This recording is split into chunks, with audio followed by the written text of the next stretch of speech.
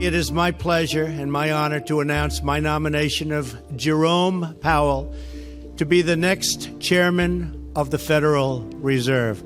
Congratulations, Jay. He's strong, he's committed, he's smart. Jay will put his considerable talents and experience to work leading our nation's independent central banks. I would say the Fed really owes it to the American people to get interest rates down. That's the only thing he's good for. He's a terrible Federal Reserve chairman. He's a fool. He's a stupid man. I'd be honest, I'd love to fire his ass. He should be fired. Guy's grossly incompetent. Hi, Victoria Guido with Politico. Some of the president-elect's advisors have suggested that you should resign. If he asked you to leave, would you go? No. Can you follow up on, do you think that legally you're not required to leave? No. For that bound.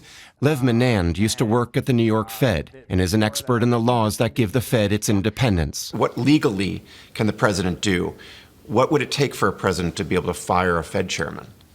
So the Federal Reserve Board is what we call an independent agency. The chair of the Federal Reserve can only be removed by the president prior to the completion of his or her term for cause. That's the language in the statute, for cause. Whereas the Secretary of the Treasury can be removed by the president at any time at the president's pleasure. And cause can't be a policy disagreement.